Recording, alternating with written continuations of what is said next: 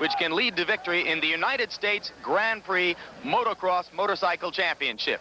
Hello, I'm Jim Lampley. If you've been with us for any of the 12 preceding annual appearances of this event on ABC's Wide World of Sports, then you may already know that it is the only event of its kind in the United States, the only American stop on a 12-nation circuit which leads to the World Championship in Grand Prix motocross racing. You may also know that motocross is a sport which divides itself in effect into two separate races, two 40 to 45-minute motos as they are called, the cumulative effect of which is to produce one Grand Prix champion.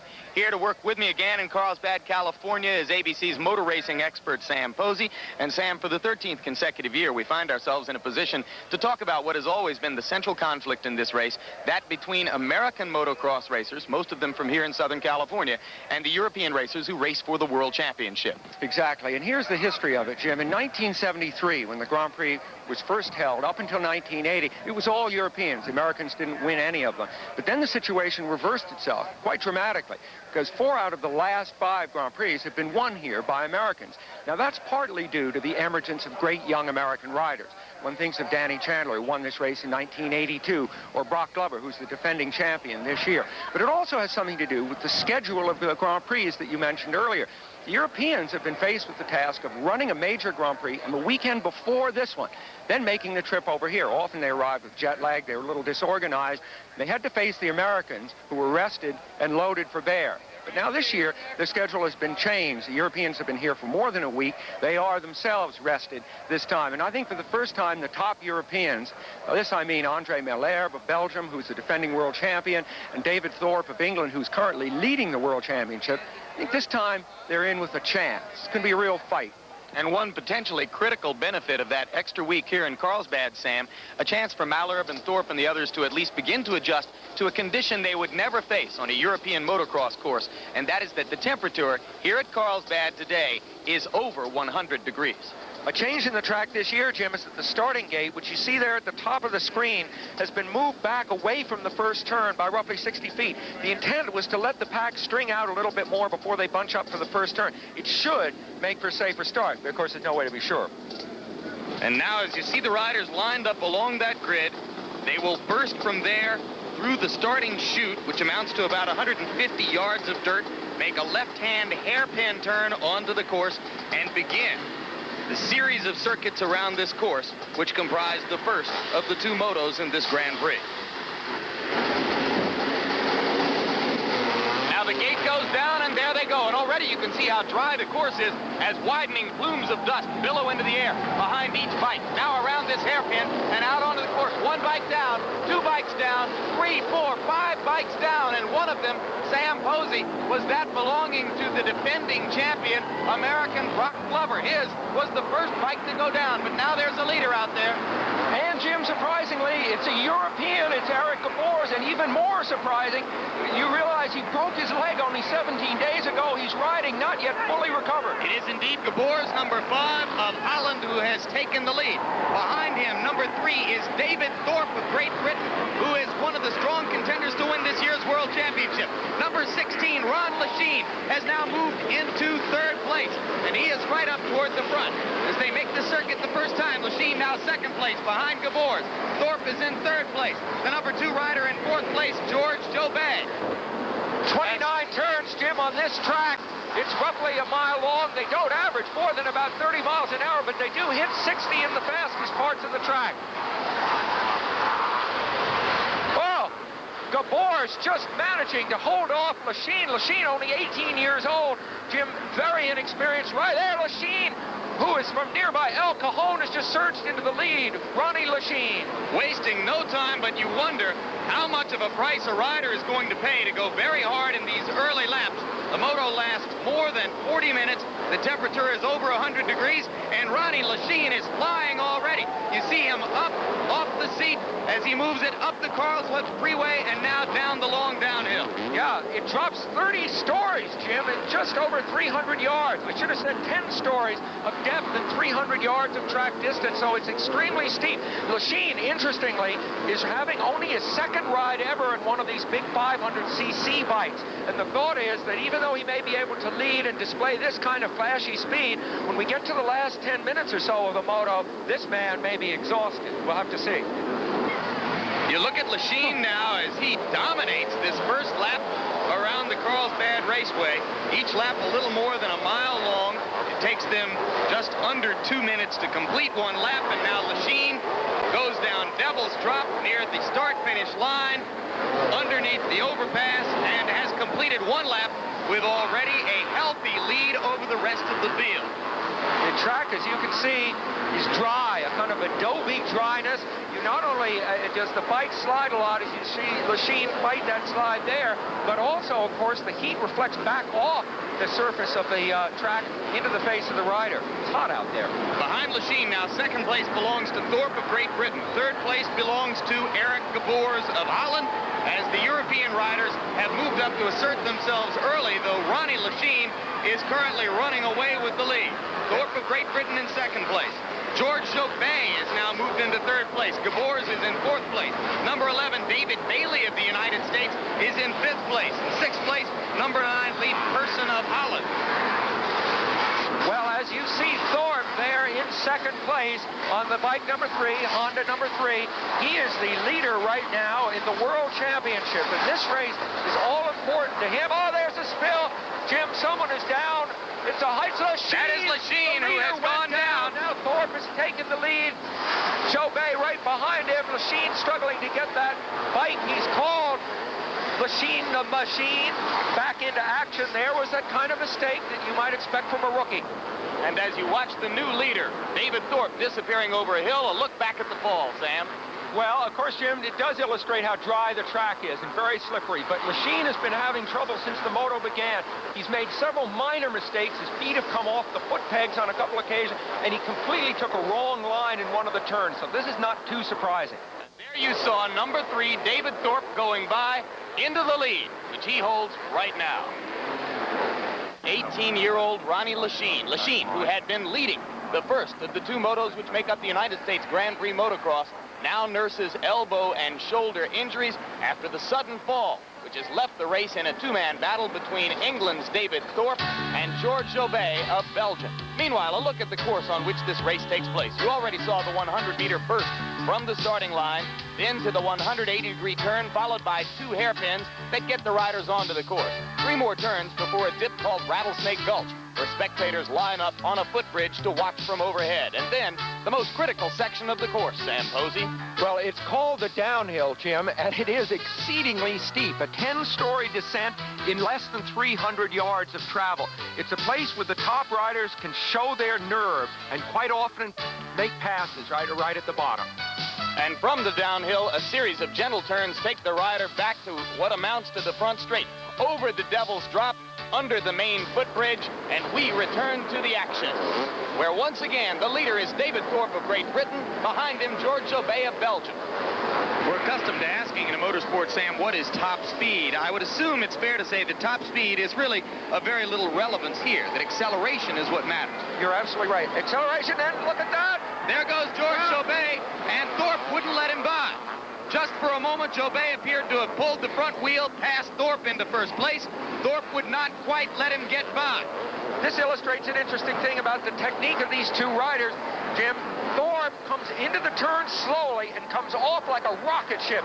Jobay is coming in very hard, braking very, very late, and then he's slow off the turn. He was able to take the lead simply because he came in fast, but meantime, Thorpe was already positioned to give it throttle. He took the lead right back again. You've already seen how omnipresent the experience of injury can be in this sport. David Thorpe, no exception. He broke his leg in 3 separate places 5 years ago. It was really tough for me personally. I couldn't ride properly for a year and a month, and even then when I come back I could ride. I wasn't competitive for at least another 2 years afterwards. So it made me more aware of the accidents and the problems you can have due to racing. And it also made me aware that there's a lot more to life than racing motorbikes. An important lesson, but ancient history now. Thorpe has won the last 3 races on the World Grand Prix circuit. Well, we're about midway through, or just a little past midway through, the first moto. And for the last 9 laps, this has been a pitched battle at the front between David Thorpe of Great Britain and George Jobay, who may finally have gone by him now. Thorpe goes back to the inside, and Jobay shades him with the rear wheel and has taken the lead. marvelous piece of riding there by George Zobé, who went outside to get by him and then came back inside to hold him off. And so now it is Zobé who has taken over the lead. Zobé, one of the handful of great riders from the nation of Belgium, and Thorpe, who moves into second place. And still behind them, the two Americans, David Bailey and Brock Glover, are, if not biding their time, certainly riding well enough to stay close to the front. Bailey there is a very strong third place at this moment.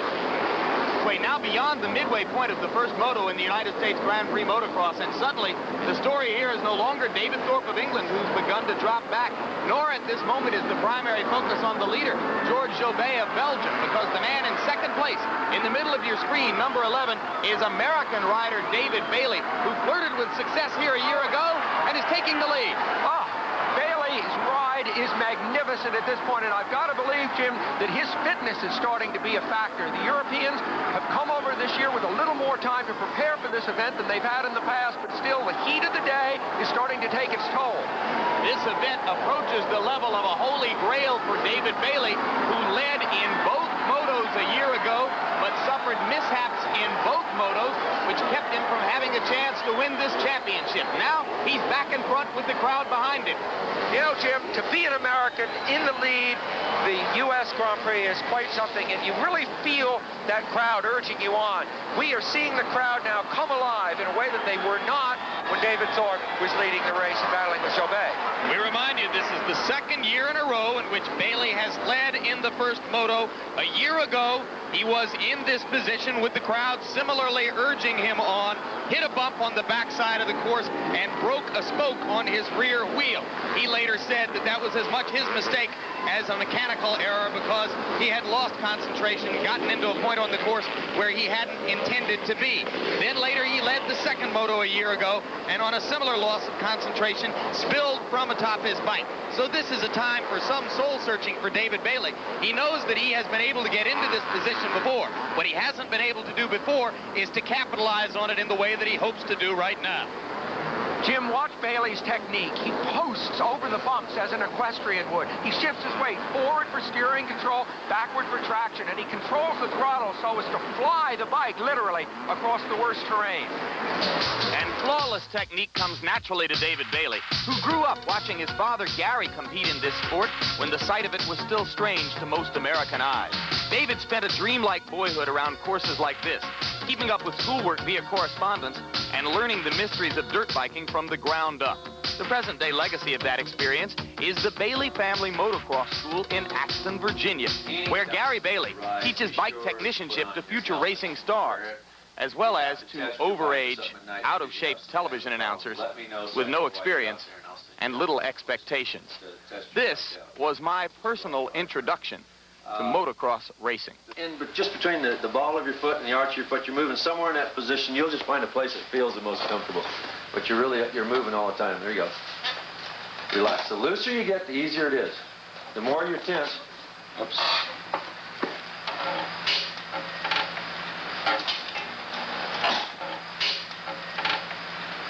What you want to try and do is keep your upper body, everything from here up, as still as possible, centered. Yeah. It should really never show any motion.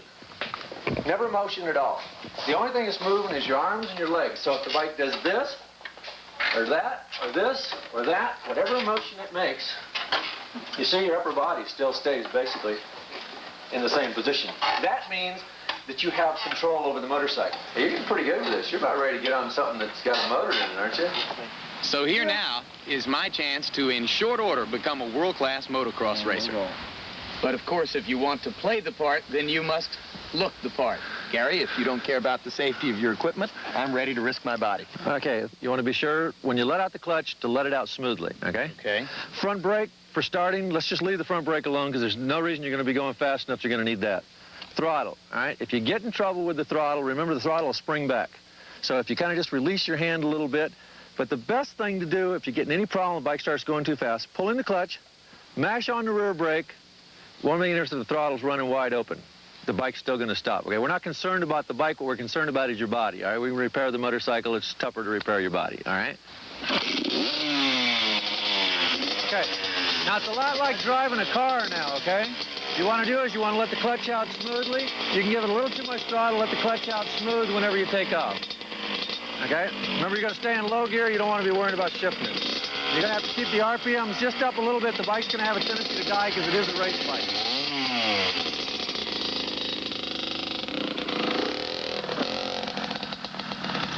Stay forward.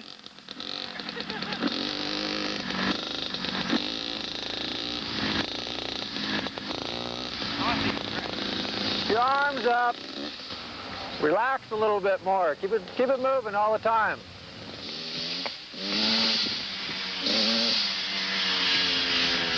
It was only a one-day lesson, but there was one highly noteworthy accomplishment.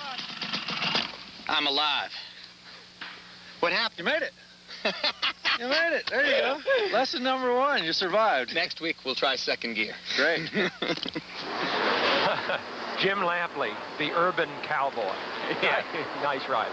A lot to learn about motocross racing, and there you see a better example of what Gary Bailey can teach as David Bailey has opened a big lead. A good example of the commercial possibilities in this sport is the fact that David Bailey owns all of the land on which the motocross school is situated. Right now, the crowd is whooping it up because of the man in the red and white leathers right there, number 14, Brock Glover.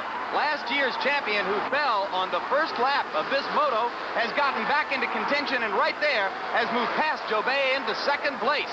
Will be for 1, and David Bailey appears destined to begin making up for the mistakes of a year ago. Well, you know, thanks to his father, Gary, David is probably one of the best taught riders in history. And it makes you wonder, Jim, how much of racing really can be taught and how much is instinctive. And I asked Mario Andretti about that because of his son, and he said, you know, the one thing I can't teach is psychological control. You see there how far it is from David Bailey back to Brock Glover right there on the right-hand side of those two bikes. The man going by now out of the left side of your screen. He is a good 12 or 13 seconds behind Bailey. So Bailey has no problem winning the moto if he can simply stay upright. As we see these men riding at the end of these long, demanding motos, it makes me realize, of course, once again, the emphasis in this sport is on endurance, and it's surprising how little body fat these top motocrossers have. On the average, 10% body fat or less. Certainly less than 10%, Sam, on David Bailey, who is in superb condition and has focused most of his year on this particular race. You see him coming over Devil's Drop now under the footbridge, past the checkered flag, and Bailey has won moto number 1. Just to recap, a year ago, he led in the first moto and broke a spoke on his rear wheel. He led in the second moto and spilled over the front of the handlebars, effectively giving up his chance at victory. That event was won by the man who's now finishing second in this moto, number 14, Brock Glover from El Cajon, California. Third place in this moto has just gone to George Jobé of Belgium. And now, as we look back at the moment earlier in the moto, when Bailey effectively decided matters by going by Jobé and into first place. Remember, the overall championship is decided by a combination of finishes in both of the two motos. David Bailey's in the driver's seat. We'll be back for the second moto later in ABC's Wide World. So now we're ready for the second of the two motos which make up this Grand Prix. If you were with us at the beginning of the program, you heard Sam Posey highlight the battle between American and European racers, which has always been a factor here. And Sam, just as has been the case for the last 6 years, it now appears again that Americans have the upper hand. Well, the battle that I expected didn't occur, and I think the reason for that is the extreme heat, the over 100-degree temperature which we're experiencing here today. It wasn't any question of speed. Both David Thorpe and Georges Jobert went very, very fast in the early going and commanded the race, but they couldn't hang on to it. So we right now have two Icemen, both originally from Southern California, Brock Glover and David Bailey, who's moved back to Virginia but was from here, and both of them are acclimated to these conditions, and it is those two guys who will fight it out in the final. If Brock Glover, who was second in the first moto, manages to win the second one, we'll have a tie. That is if Bailey finishes second, and it should be pointed out that in preceding years, when two riders have had the same aggregate finish, as would be the case if Glover went 1 and Bailey 2 in this moto, then aggregate time has been the deciding factor, the tiebreaker in effect. That's no longer the case. Under a new rule this year, the winner of the second moto has the advantage in that instance. So it's worth noting that Glover seemed to settle for second in the first moto, maybe with an eye toward taking the upper hand in this second one. Well, Jim, I think Brock had backed off a little bit at the end of that moto because he was tired. Remember, he had fallen at the first turn in that moto and was right at the back of the pack, had to come all the way through. I think he was trying to save his energy. The battle, too, between Honda with Bailey aboard and Yamaha with Glover. So now there they are, lined up along the grid, those who will start the second moto. There has been some attrition. Ronnie Lachine, who led early in the first moto, has not started. Two key men to watch for as they come out of the chute. Number 11, David Bailey. Number 14, Brock Glover. And there they go out onto the race course. And there at the front of the pack, number 3, whom you see with the lead right there, is David Thorpe of England. 11, Bailey is at the front as well, and the crowd roars as Bailey goes into the lead. And also right up there at the front with David Bailey, you can see him right behind him is Brock Glover. So already the battle is set as Glover and Bailey have gone to the front early in the second moto, and no script could have been written better for the beginning of the second moto. Bailey in the lead, Glover on his rear wheel.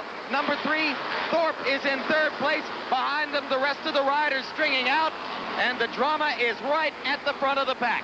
And I think, Jim, that both the Americans in the lead feel that, of course, they must win this moto. Glover knows that he has to. Bailey desperately, of course, trying to hang on and win the second one and thereby win overall. There's no question of holding back. There's really not a big factor of strategy. This is going to be an all-out race, and I think it's only in the last 10 minutes of the moto, when physical fitness begins to tell its story, that we're going to really see who's going to win this thing. Right now, they are relatively fresh. They have had a brief period to rest between motos. Both men finished the first moto riding in relaxed fashion. Neither of them pressed to the limit because they were totally satisfied with their first and second place positions during the final laps of that moto. They trained together here on this course a week ago. They know each other's moves very intimately from years of racing against each other in the Supercross Series and the National Motocross Series here in the USA. And so they have all of the equipment they need to deal with this situation. It's just a matter of who is going to ride better in this second moto. It's hard to think of two competitors who have more respect for each other. You know, I've been talking, Jim, to both these men in the last few minutes, and I have a hunch, it's just a hunch, that Brock Glover thinks he is faster than David Bailey, basically faster. And you know what? I think David may think so, too. So, if that's true, then Bailey obviously feels he has got to stay with Brock Glover, that he can't let him get away, or he'll be beaten.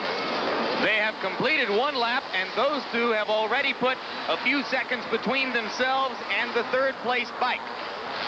So at the moment, it is precisely the 1-2 battle which we highlighted for you at the beginning of this moto. David Bailey, number 11, 23 years old from Axton, Virginia. Brock Glover, number 14, also in his early 20s. Glover from El Cajon, California, here in San Diego County. Bailey led in both motos here a year ago.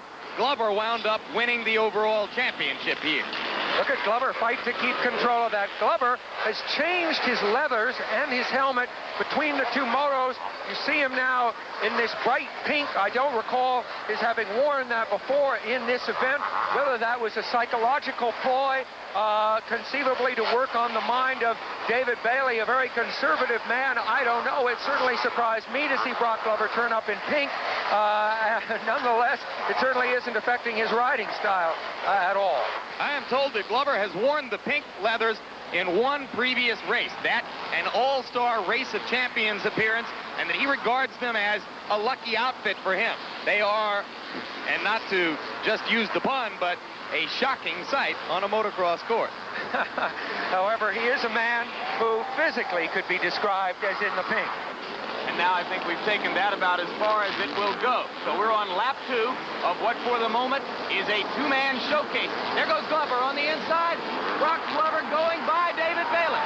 So now Glover holds the lead for the very first time early in the second moto. Glover, perhaps attempting to establish psychological dominance right away, has taken the lead away as As anyone who has ever ridden the second moto of a motocross can attest, this ranks among motorsports as the ultimate young man's pursuit, so dominated by teenagers and riders in their early 20s that the leader here, 25-year-old Brock Glover, is already being retired from motocross by some racing journalists.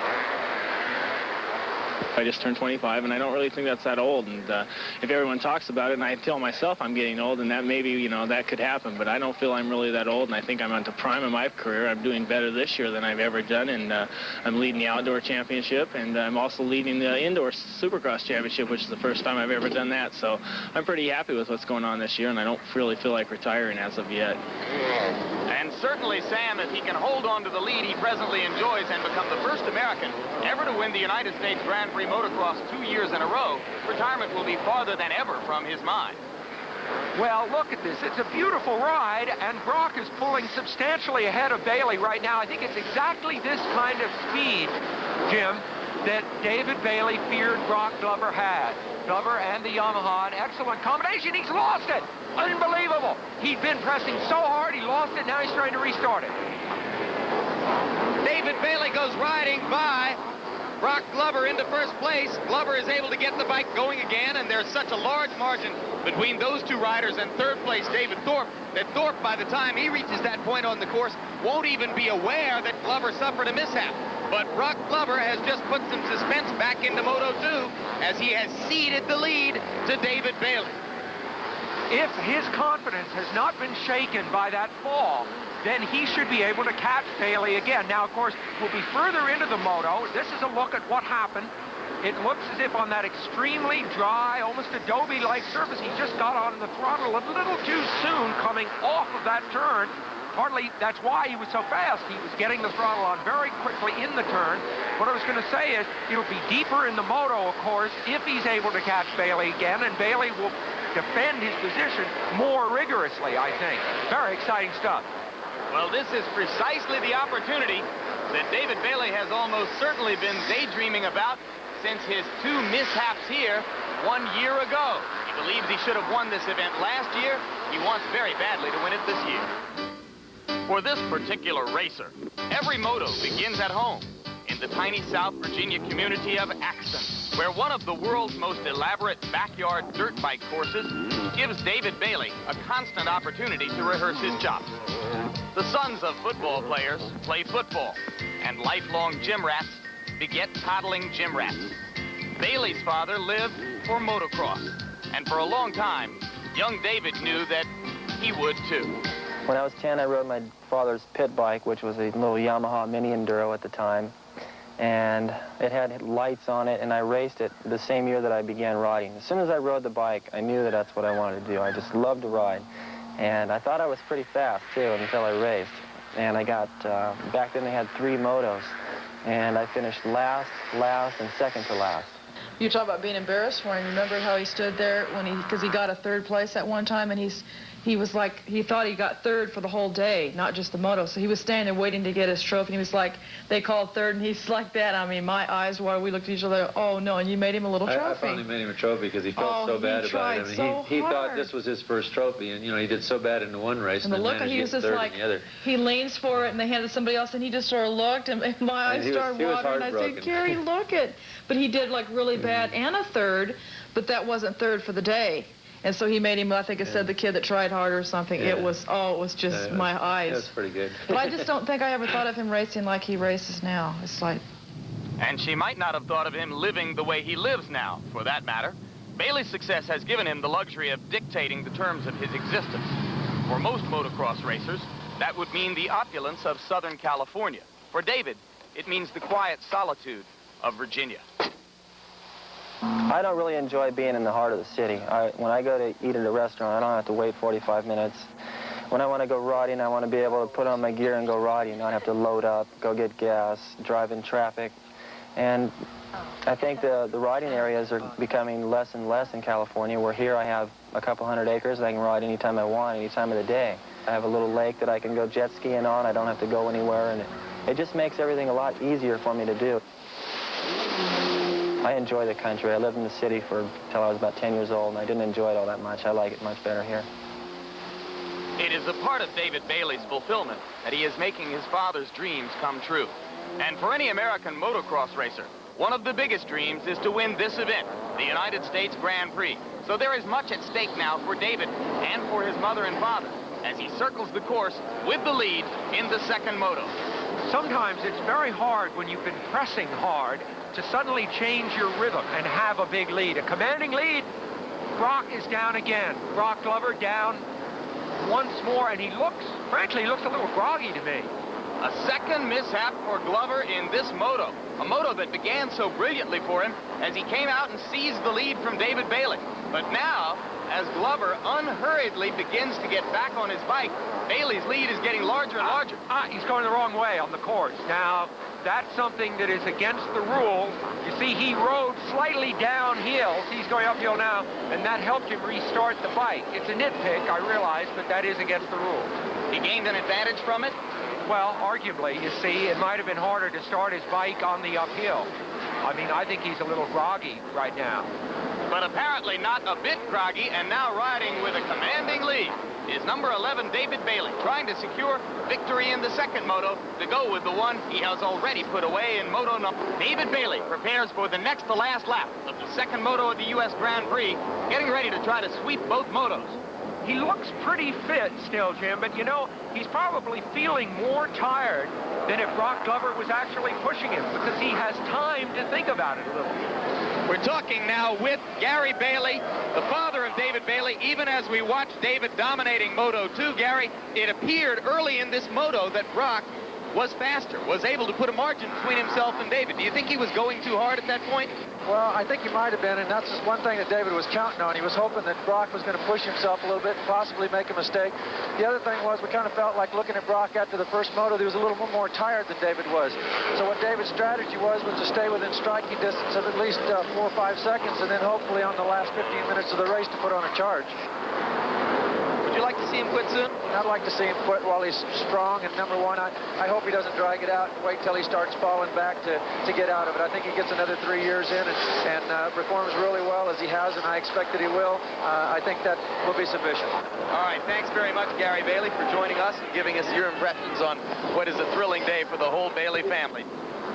And now, the last chance to appreciate the efficiency and indeed the artistry of David Bailey as he proceeds through his last lap over this course. He hangs on to win, as he apparently will. He will be the first man to win both motos in this event since the first American to win it, Marty Moats, back in 1980. And he seems to be accelerating just a little bit as he tries to juice up the crowd a little bit on this last lap, going by some of the slower bikes.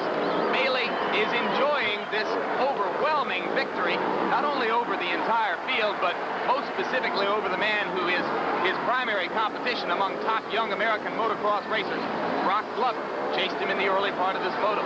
This will be, incidentally, only the third victory in the United States Grand Prix for the Honda factory, and that's a little bit surprising because they are preeminent among all of the factory teams in this sport for the past few years. Now, Bailey, number 11, waving to the crowd, comes under the footbridge and makes one of the last turns onto what amounts to the front straight as he heads toward the checkered flag.